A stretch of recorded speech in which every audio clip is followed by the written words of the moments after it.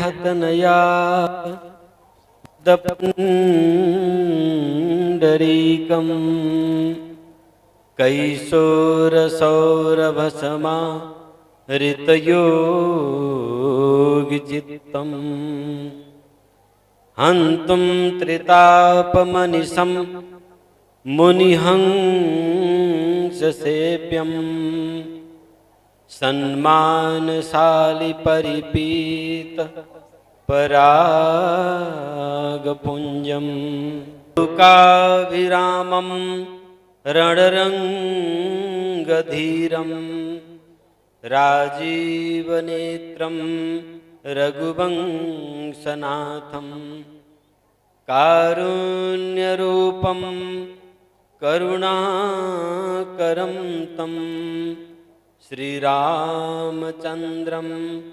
शरणं प्रपद्ये। अतुलितबलधामं हेमशैलावदेहं धनुजवनकृशानुं ज्ञानिनामाग्रगण्यं सकलगुणनिधानं वानराणामधीशं रघुपतिप्रियभक्तं वातजातं नमामि। सीतानाथ समारंभां रामानंदार्य मध्यमाम् अस्मदाचार्यपर्यन्तां वन्दे गुरु परम्पराम्। श्री राम जय जय राम। श्री राम जय जय राम। श्री राम जय जय राम। श्री राम जय जय राम। श्री राम जय जय राम। श्री राम जय जय राम। सियावर रामचंद्र भगवान की जय। श्री पवन पुत्र हनुमान जी महाराज की जय। समस्त भक्त वृंदों की जय। समस्त संत भगवान की जय। भारत माता की जय। गौ माता की जय। वैदिक सनातन धर्म की जय। आयोजित दिव्य अनुष्ठान की जय। जय जय श्री सीताराम। ओम नमः पार्वती पतये हर हर महादेव। भगवान को जब असीम कृपा होती है तभी पुण्य अवसर दिव्य अवसर का सौभाग्य प्राप्त होता है। आज आप सब तो सौभाग्यशाली हैं, मैं भी परम सौभाग्यशाली हूं। इस पावन पीठ दिव्य अनुष्ठान जहां श्रीमद् रामचरितमानस का नवरस भक्ति के पांचों समंदक के लहर के साथ प्रवाहित हो रहा था।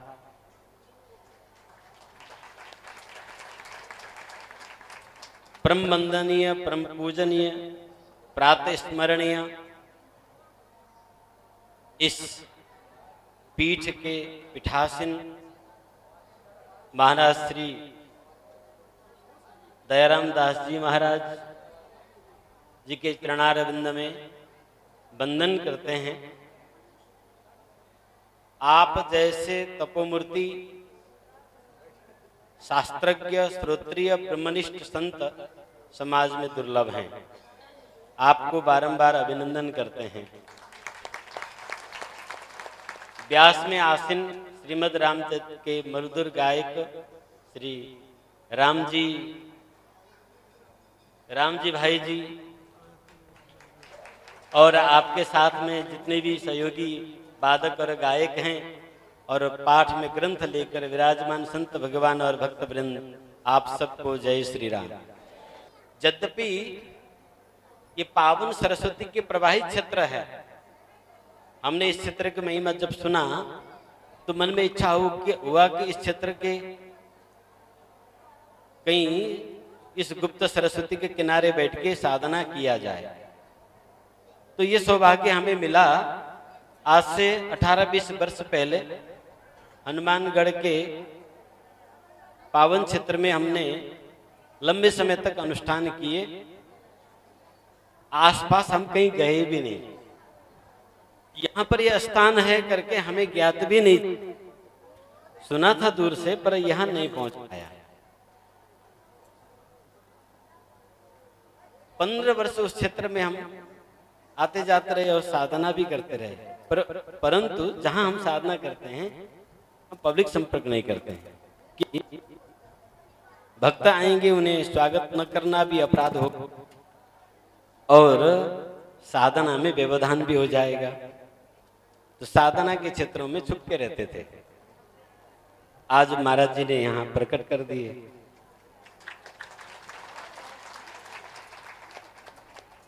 ये सत्ययुग के तपोभूमि है। ये वही भूमि है जहां सप्तऋषि आदिगण नित्य यज्ञ किया करते थे। कुरुक्षेत्र से लेकर बिंदु सरस तक के जो क्षेत्र है ये सत्ययुग के ऋषियों की तपोभूमि है। जिस प्रकार से आज गंगा जी व नर्मदा जी सभी संतों के तपोभूमि के रूप में, विशेषतः नर्मदा जी 1400 किलोमीटर उनके दोनों तट संतों की जमावड़ा है। उसी प्रकार से सृष्टि के साथ जो नदी प्रकट हुई वह सरस्वती है। आज कलयुग के प्रभाव से सरस्वती अदृश्य हो गई हैं, परंतु धरती के भीतर उनकी प्रवाह निरंतर है। वेदों की प्रादुर्भाव इसी भूमि में हुआ। ऋषियों, अनेकों ऋषियों ने इसी भूमि से वेदों की ऋचाओं की दर्शन किए। उस पावन भूमि में रहने वाले आप सब यदि अपने आप को पहचाने तो परम सौभाग्यशाली हैं। भगवान ने कहा अर्जुन क्षेत्र क्षेत्रज्ञ बन। क्षेत्र क्षेत्रज्ञ, ध्यान दीजिएगा, हमें 2 क्षेत्रों को जानना है। पहला क्षेत्र जन्म भूमि, कर्म भूमि, जिस भूमि में हम रहकर कर्म करते हैं वह जिस भूमि में हमने जन्म लिया उस भूमि रूपी क्षेत्र को जानना और उस गौरव को मन में धारण करके गौरवान्वित बने रहना, ये पहला कर्तव्य है हमारा। दूसरा कर्तव्य है शरीर रूपी क्षेत्र को जानना है। जब तक हम इस शरीर रूपी क्षेत्र को नहीं जानते तब तक भगवान की भक्ति के योग्य नहीं बन पाते हैं। आज हमारी हिंदू समाज विविध प्रकार के भ्रम से भ्रमित है। वैसे तो समाज में बड़े बड़े विद्वान, तपस्वी, संतजन अपनी अपनी सामर्थ्य के अनुसार समाज को प्रबोधित करने में कोई कसर नहीं रखते हैं। फिर भी हम संतों में भी और आप भक्तों में भी कहीं न कहीं कुछ न कुछ अंतर हो रहा है। हमारी प्रशिक्षण में और आपको ग्रहण करने में, जिसके चलते हम ब्रह्म तत्व, माया तत्व और जीव तत्व को ठीक से समझ नहीं पा रहे हैं। जब तक हम अपने स्वयं को आत्मा को नहीं जानेंगे, शरीर को नहीं जानेंगे, तब तक भगवत स्वरूप को नहीं जान सकते हैं। आज हमें रामायण भागवत बहुत अच्छा लगता है, हम सब सुनते हैं। ये हमारे पूर्वजों की संस्कार है, पिता पितामह पर पितामह की संस्कार है, उनकी डीएनए की संस्कार हम तक पहुंचा। इसलिए हमें रामायण की, भागवत की सत्संग, प्रवचन, पाठ ये सब बहुत अच्छा लगता है। परंतु श्रीमद् रामचरितमानस हमें क्या दे रहा है, इसको हम कितना ग्रहण कर पा रहे हैं, ये विचारणीय है। भागवत की कथा हम सुनते हैं, भागवत हमें उस कथा के माध्यम से क्या बताने चाह रहे हैं, ये विचारणीय है। वेदों ने कहा सत्यम वद, उसको अर्थ लगाने के लिए श्रीमद् भागवत में महाराजा हरिश्चंद्र की कथा, तो हरिश्चंद्र की कथा तो हम सब जानते हैं, पर हरिश्चंद्र की कथा की जो सार है, जो वेद हमें आज्ञा देते हैं, वो क्या है, इसको समझने से हम दूर हैं। कारण हम ब्रह्म स्वरूप को नहीं जानते हैं, जीव स्वरूप को भी नहीं जानते हैं, और माया तत्व को भी नहीं जानते हैं। जिस कारण, जिसके चलते हम जिस किसी को भी भगवान मान लेते हैं, जिस किसी को भी देवता मान लेते हैं, हम जिस किसी को भी उपासना में उतावले हो जाते हैं। कोई भी हमारे समाज में कोई भी चमत्कारिक व्यक्ति आ जाए, बौद्धिक रूप से हमें आकर्षित करे या किसी चमत्कार से आकर्षित करे, तो हम आकर्षित हो जाते हैं। हम थोड़ा भी अपने को रुक नहीं पाते हैं और हम दौड़ के वहां पर भीड़ लगा लेते हैं। पर हम ये नहीं जानते हैं कि उपास्य कौन है, उपासना कैसी की जाती है, उपासक कौन है। न उपास्य का ज्ञान है, न उपासक स्वयं को जानता है, नहीं उपासना की विधि है। घर परिवार में हम जो नित्य पूजा करते हैं, ये हमने कहीं कभी किसी से सीखा नहीं। घर की माता, नानी, दादी करते थे, वो हमने देखा और वही हमने सीख लिया। या फिर आजकल तो मोबाइल सबको सिखाता है, टिकटॉक, यूट्यूब आदि में जो बताते हैं वो हम घर में बैठे बैठे नकल करने लग जाते हैं। या फिर हम किताबों में पढ़ के उसके नकल कर लेते हैं। तो हमारी नित्य उपासना भी विधिहीन हो चुकी है।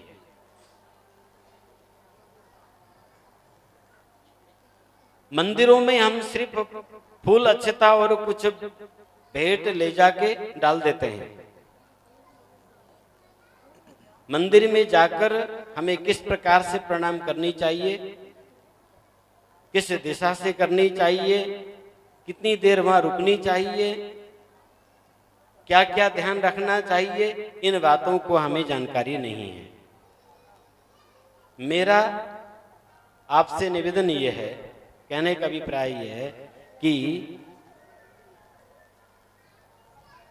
जब तक हम संतों की संगति नहीं करते हैं, तब तक इन बातों से हम अनभिज्ञ रहेंगे। ये पश्चिम राजस्थान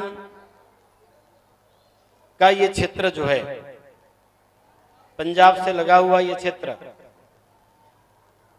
बहुत कम प्राचीन मंदिर, पीठ व संतों की इस क्षेत्र में इतनी ज्यादा प्रवाह नहीं है। इन सब क्षेत्रों में यह स्थान एक ऐसा स्थान है जो पंजाब, हरियाणा, राजस्थान दोनों को प्रतिनिधित्व करता है। वेदों की यहाँ अध्ययन है और ऐसे दिव्य महापुरुष, परम विद्वान संत यहाँ विराजमान हैं। आप सब सौभाग्यशाली हैं। आपसे निवेदन यह है कि आप यहां से वैदिक सनातन की दर्शन की बेसिक ज्ञान प्राप्त करें, जिससे ठाकुर जी के स्वरूप समझ में आ जाए, निज स्वरूप भी समझ में आ जाए और उपासना की विधि भी प्राप्त हो जाए। ये अर्थ पंचक कहा जाता है इसको। परमात्मा की स्वरूप, जीवात्मा की स्वरूप, उन्हें प्राप्ति की उपाय, उनकी प्राप्ति की फल और प्राप्ति में बाधा, ये 5 चीजों को जानना है। परमात्मा को उपासना की विधि भलीभांति गुरुमुख से जानना जरूरी है और निज स्वरूप को भी समझना अत्यंत आवश्यक है। जब परमात्मा के स्वरूप और निज स्वरूप हम जानते हैं, तो साथ साथ में माया स्वरूप को भी जान जाते हैं। इसे तत्वत्रय कहा जाता है। तो तत्वत्रय, रहस्य त्रय, अर्थ पंचक, ये सभी संत और सभी भक्तों को, मुमुक्षुकांक्षी, आत्मकल्याणकामी सभी को जानना अनिवार्य जरूरी है। श्रीमद् रामचरितमानस इसी अर्थ पंचक, तत्वत्रय, रहस्य त्रय की व्याख्या है। श्रीमद् भागवत महापुराण भी इसी अर्थ तत्वत्रय और रहस्य त्रय की व्याख्या है। रामानंदीय परंपरा उपासना और सेवा में समर्पित परंपरा है। इस परंपरा की यही विशेषता है, कोई भी व्यक्ति जुड़ जाए उसे किसी न किसी प्रकार से मूल परंपरा में जोड़कर उपासना के मार्ग में ले जाया जाता है।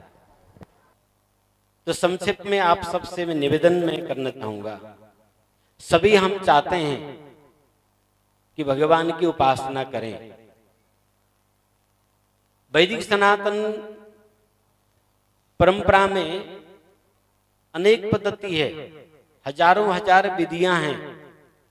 सत्ययुग से लेकर आज तक भगवत उपासना के अनेक मार्ग, अनेक पद्धति समाज में प्रचलित है।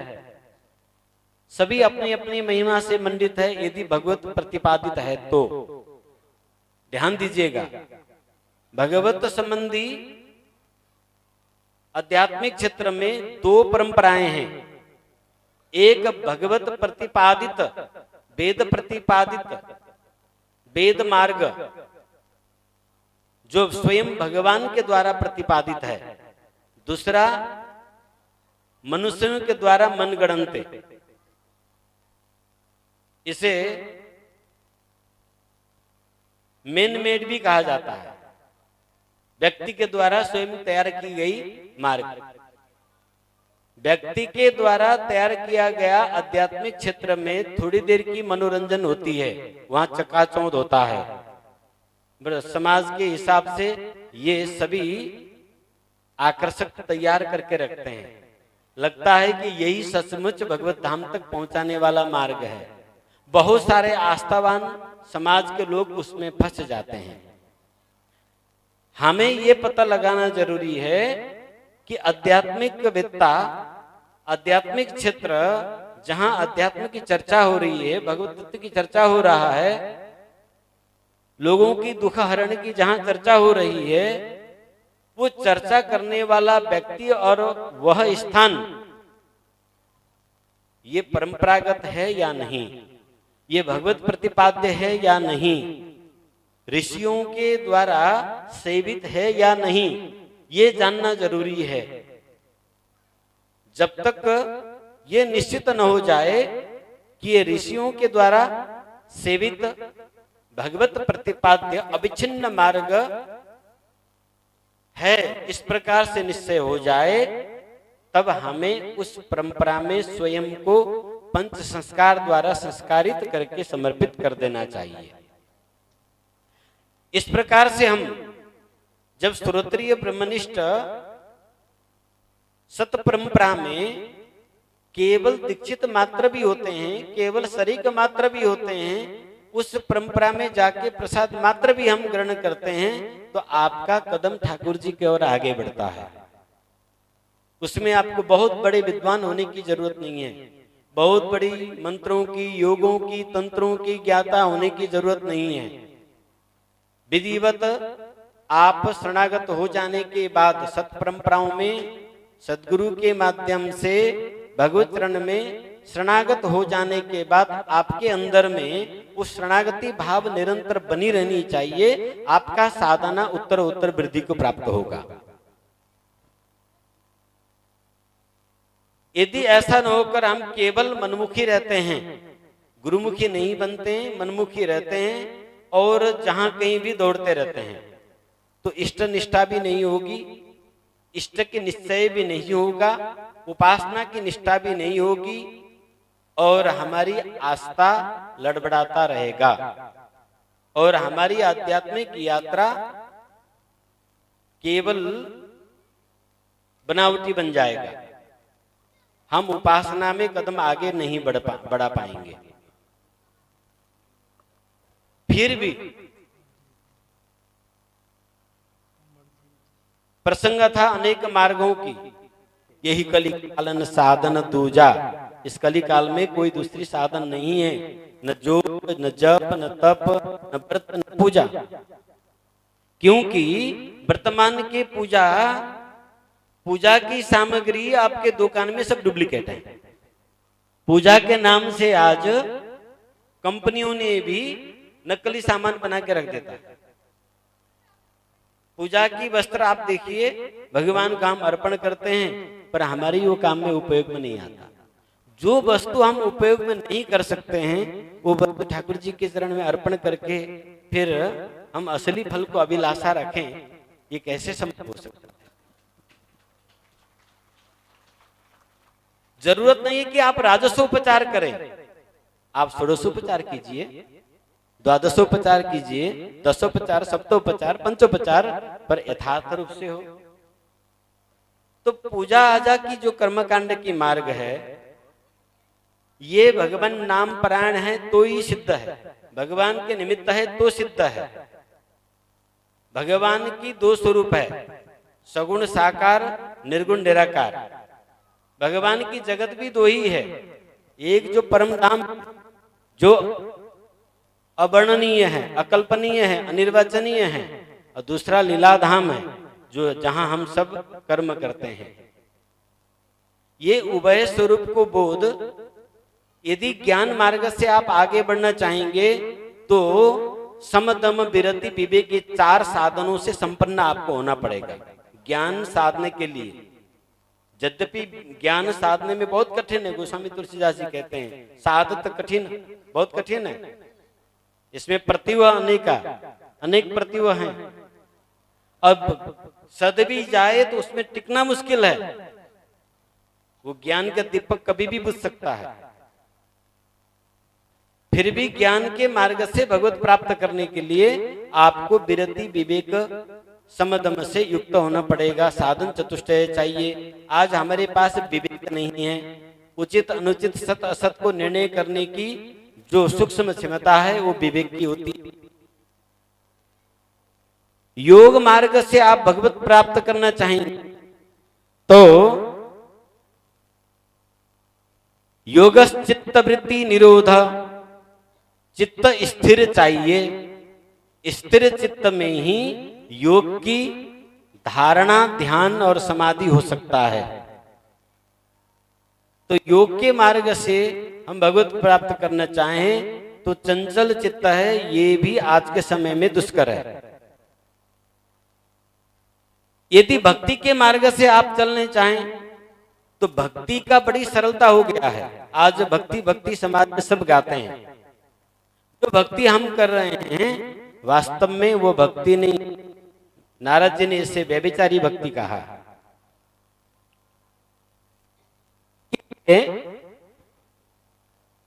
मन निर्मल चाहिए, निर्मल जन मन। यदि जब तक मन निर्मल नहीं है तो भक्ति साध्य नहीं हो सकती। और मन हमारी कितना निर्मल है ये हम स्वयं को देख लें। हम माता पिता को थोड़ी देर में भगवान देखते हैं, थोड़ी देर में गालियां देने लगते हैं। हम गुरु को भगवान देख के पूजा करते हैं, कुछ बातों से जब मन नहीं बनती है तो फिर ढोंगी पाखंडी कहने लग जाते हैं। मंदिर में हम तब तक जाते हैं जब तक हमारी दुकानें चलती है, मन की कामनाएं पूर्ति होती है, नहीं तो मंदिर को भी हम पत्थर कहने लग जाते हैं। सब में दोष देख लेते हैं, मैं अच्छा हूं बाकी सब बुरे हैं। ये मन मलिनता की परिचय है। जब तक मन में दूसरों की बुराई दिखाई दे भक्ति नहीं हो सकती। तो अब बताइए हम कलयुग के लोगों की कल्याण कैसे हो? ये बड़ी भारी संकट है। इन्हीं बातों को विचार करके साक्षात प्राप्त प्रब्रह्म भगवान श्री राम ने आज से 700 वर्ष पूर्व इस धराधाम में अवतार लेने के निर्णय किया और तीर्थराज प्रयाग में स्वयं रामानंद, स्वयं रामो प्रादुर्भूतो महीतले, साक्षात श्री राम जी जो हैं रामानंद के रूप में इस धराधाम में अवतार लिए। और उन्होंने जात पात पूछे न कोई, हरि के भजे सो हरि के होए। इस प्रकार से सभी वर्गों के लोगों को एकत्रित किया। उस समय मुगलों के द्वारा जो लोग तिरस्कृत थे, जो धर्म भ्रष्ट हुए थे, उन सबको भी आपने अपनी शरण में लिए और स्त्री पुरुष किसी भी प्रकार को भेद न करते हुए जीव मात्र भगवान की भक्ति के अधिकारी है। इस प्रकार से सबको आपने अधिकार प्रदान किया। और लोक कल्याण के लिए वह दिव्य मार्ग प्रशस्त किया जिस मार्ग की गोस्वामी तुलसीदास जी बालकांड में नाम महात्म्य में बताते हैं कि उभय प्रबोधक चतुर्दुभाषी। ये भगवान नाम साधना जो है चतुर है और दुभाषी है और सभी साधनों के साधन हैं। नाम साधना से बढ़कर दूसरा कोई साधना किसी भी युग में प्रदान नहीं रहा। चहुं जुग चहुं श्रुति नाम प्रभाव, चारों वेदों ने नाम को महिमा की गान किया है। चारों युगों में नाम की महिमा रही है और भगवान नाम यानी राम नाम से संबंधित साधना ही साधना है, योग ही योग है, जप ही जप है, तप ही तप है जो राम नाम से संबंधित है। राम नाम से संबंधित मंत्र मंत्र है। अब जप यज्ञ को बहुत विशेष बताया गया। जपने की कई पद्धतियां हैं, सुमिरन की पद्धति, जपने की पद्धति, स्मरण की पद्धति। हमारे शास्त्र, हमारे संत भगवान सतत अखंड हरि स्मरण को भक्ति कहते हैं। तीनों काल जागृत स्वप्न सुषुप्त तीनों अवस्था में अखंड तैल धारावत भगवान की स्मरण हो, इसे भक्ति कहा जाता है। और ये अखंड स्मरण कैसे संभव हो, ध्यान दीजिएगा, बहुत गंभीर बातें बता रहा हूं मैं आपको। हम थोड़ी देर तो पाठ में बैठे हैं, यहां से बाहर निकलते भूल जाएंगे। मैं उस साधना की आपसे निवेदन करने जा रहा हूं। यदि आपको समझ में आएगा तो अखंड जाप, अखंड सुमिरन, अखंड श्रवण, अखंड स्मरण आप में निरंतर बना रहेगा और नहीं परिश्रम करना पड़ेगा। काया कष्ट भूल नहीं देवे, नहीं घर बार छुड़ावे। न तो शरीर कष्ट में करना पड़ेगा, न घर बार को छोड़ना है। विषय वासना में रहते हैं, विषय को वासना को उपासना बनाना है, भोग में योग जगाना है। ये राम नाम की मार्ग ही एक ऐसा मार्ग है जिनको भोग में योग जगा देता है, जिनकी वासना उपासना बन जाता है। उस विषय की मैं आपसे निवेदन कर रहा हूं। जो साधना लगभग 300 वर्ष इधर विलुप्त हो चुकी थी, वो आज भगवत कृपा से आपके लिए सुलभ है। उस नाम जप पद्धति को मैं बता रहा हूं, जिस पद्धति को जानने से आपके रोम रोम में अजपा जाप शुरू हो जाएगा। बिना जपे शांत होके बैठेंगे। शुरुआत काल में तो ब्रह्मनाद, जहां आप अनहद में राम नाम की श्रवण करेंगे और अभ्यास जब सुनने का हो जाएगा तो रोडवेज के बस के अंदर भी आपको, ट्रेन के फटफट के अंदर भी आपको ध्वनि सुनाई देगा। इस साधना को सभी ने साधा। कबीर, मीरा, धन्ना, नानक, ये सभी हमारे जितने भी समाज के महापुरुष हुए हैं, ये सब नामधनी पुरुष हैं। जितने भी भगवत तत्व महापुरुष हुए, इन सब ने नाम साधना के माध्यम से भगवत प्राप्त किए हैं। संपूर्ण गुरु ग्रंथ साहिब को आप एक एक केलाकर देखिए, वहां पर सभी संतों की वाणी है, वो नाम की महिमा गाते हैं। आप श्रीमद् रामचरितमानस को बारीकी से देखें, नाम तत्व को ही प्रकाशन करते हैं और सभी संतों के वाणी में यही नाम तत्व के बारे में है। उस साधना को सुरत शब्द योग भी कहा जाता है, महायोग भी कहा जाता है। एक बार वो प्राप्त हो जाने के बाद आपके रोम रोम से जाप होता ही रहेगा। अभी तो हम आपके सन्मुख केवल महाराज जी के माध्यम से थोड़ी देर के लिए प्रस्तुत हुए हैं। ये दिव्य स्थान सदैव आपके सन्मुख विद्यमान है।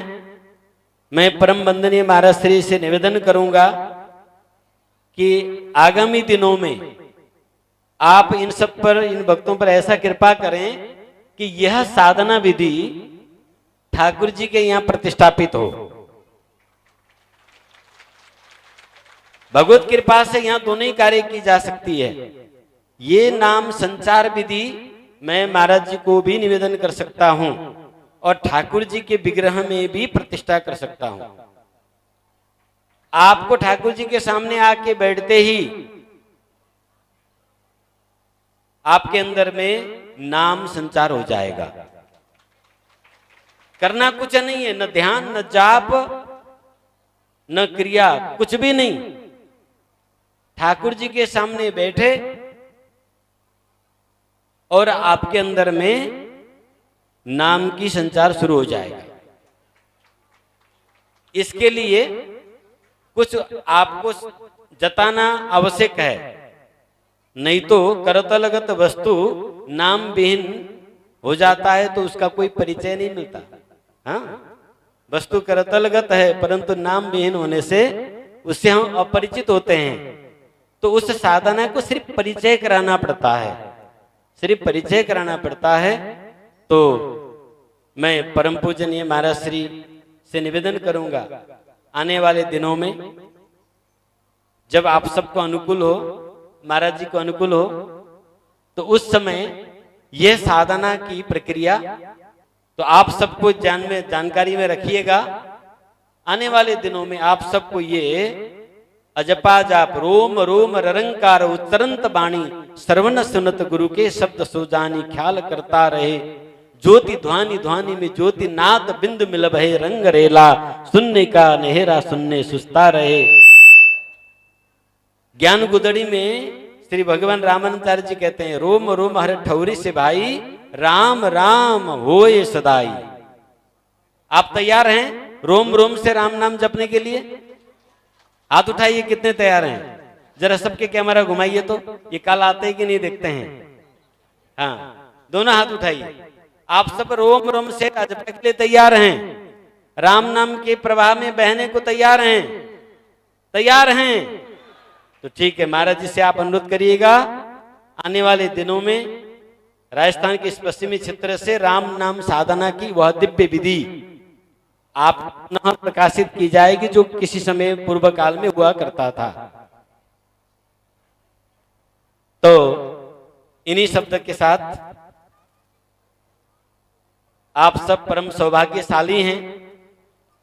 ये दिव्य स्थल जहां संत विराजते हैं, जहां श्री दयाराम दास जी महाराज जैसे महापुरुष रहते हैं, वहां वेदों की अध्ययन होता है।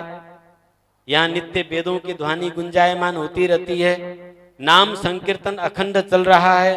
संतों की सेवा, गौ सेवा यहाँ निरंतर हो रहा है।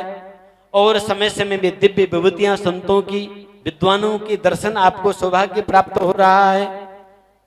यहाँ इतने दिव्य शालिग्राम भगवान, आप देखिए भीतर काले काले ठाकुर जी जो है ना, ये साक्षात भगवान के अर्चा विग्रह है, स्वयं अवतारित। भगवान के 5 प्रकार के अवतार होते हैं, उनमें से अर्चा अवतार केवल भक्तों के लिए होता है। और वो अर्चा अवतार के पावन भूमि माता सीता के प्राकट्य भूमि हिमालय पर्वत नेपाल में है। और कहा, यहां से नेपाल जहां भगवान शालिग्राम होते हैं 2000 किलोमीटर से ज्यादा है। जहां शालिग्राम होते हैं 14,000 फीट की हाइट है।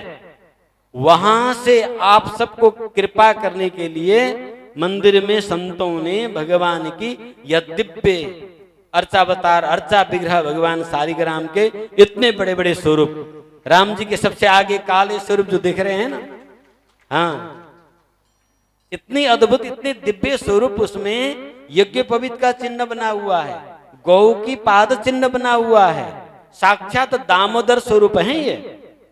और भी कई स्वरूप ऐसे।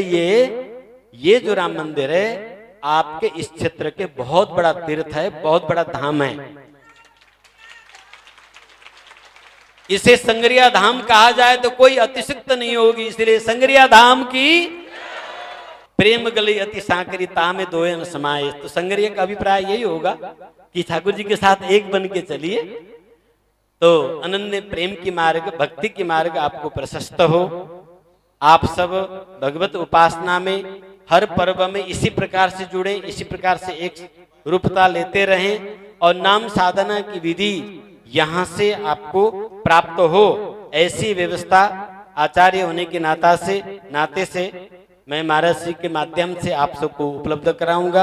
इन्हीं शब्दों के साथ उपस्थित सभी संत भगवान, व्यास में आसीन व्यास जी और रामायण गायक सभी संत भगवान, भक्तजन और परम पूजनीय महाराज जी को बारंबार अभिनंदन करते हुए आप सबको धन्यवाद देते हुए मैं अपने वाणी को विराम देता हूँ। सियावर रामचंद्र की जय। श्री हनुमान जी महाराज की जय। श्रीमद रामचरितमानस की जय। श्री भक्त भागवत वृंद की जय। जय जय श्री सीता। धन्यवाद।